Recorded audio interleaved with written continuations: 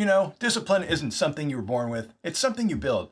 And if you've been struggling with procrastination, starting and stopping, or just not following through, today I want to walk you through 7 ways you can start building discipline that actually sticks. So let's get into it.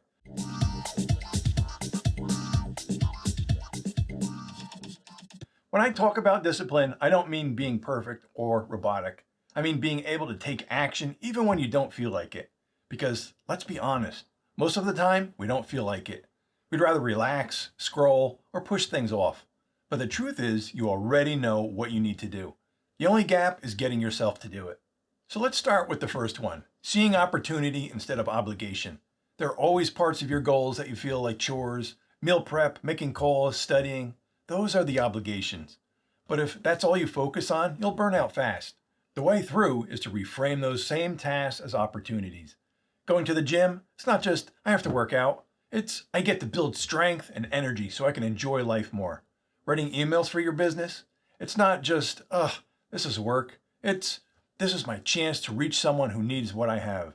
The task doesn't change, but your perspective does. And when you reframe it like that, it naturally leads to the second point, mastering the small things. Discipline doesn't start with huge leaps, it starts with tiny acts. Making your bed, washing the dishes instead of leaving it in the sink. Finishing the little things builds a pattern in your brain. I complete what I start, and that pattern covers over into the big stuff. Because if you can't be trusted with the small, your mind won't trust you with the big. Discipline is less about grand gestures and more about consistency and the details. But even if you're good at small wins, you'll still stumble if your environment is working against you. That's why the third point is to design your environment. Think about it. The most disciplined people aren't fighting temptation all day. They just don't keep it around. If there's junk food in the house, it will be eaten. If your phone is on the desk, you'll grab it. The trick is to design your space so that the right choice is the easy choice. Clear your desk, hide your distractions. Put your gym clothes by the door. You don't need more willpower, you need fewer battles. And that flows right into the fourth point. Move your body. Because let's be real, when you're sitting, scrolling, or lying around, momentum is against you. Action creates energy, but inaction drains it. You don't have to start with an hour at the gym. Just move for 5 minutes. Stretch, walk around that block, do a quick workout video. The moment you move, your energy shifts. And suddenly, the task you've been avoiding doesn't feel so heavy anymore.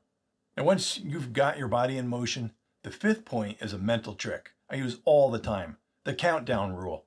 Whenever you hesitate, whether it's sending the message, making the call, or getting out of bed, just count down from 5 and go.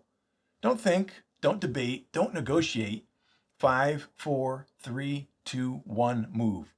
It sounds simple, but it cuts off the mental back and forth that kills momentum. The longer you sit in hesitation, the harder it gets. And here's the thing, once you've started moving, you'll still want to make the process as easy as possible. And that's where the sixth point comes in. Make things easier on yourself. We often think discipline means making things harder, but it's the opposite. Shrink the steps, break down the project, lower the barrier. If write for an hour feels overwhelming, commit to 10 minutes. If cooking every night is too much, prep once and eat leftovers. The easier the starting point, the less resistance you'll feel, and once you've started, you'll usually keep going anyway. And finally, number 7, get accountability. Discipline is easier when someone else is watching. It doesn't have to be a workout buddy or a business partner. It can just be a friend you send proof to. Photo at the gym, screenshot of your work, quick text. If you skip, maybe there's a small consequence like paying for their coffee. Having someone else in the loop keeps you honest, and sometimes that's all you need to follow through. So here's the bottom line. Discipline isn't about being perfect. It's about building trust with yourself, one choice at a time. Start seeing opportunities instead of burdens. Master the little things, shape your environment, move your body, count down and go. Make it easier on yourself and bring someone else in to hold you accountable. You don't need to change overnight. Just practice these steps daily and you'll notice the difference. More momentum, more consistency, and a stronger sense of control over your life. And if you're ready to go deeper into building self-discipline and confidence, check out my Self-Esteem Course.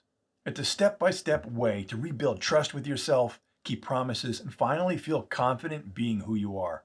I'll link it in the description below. Remember, discipline isn't punishment, it's freedom. And every time you show up, You're proving to yourself that you can rely on you. Stay positive, friends.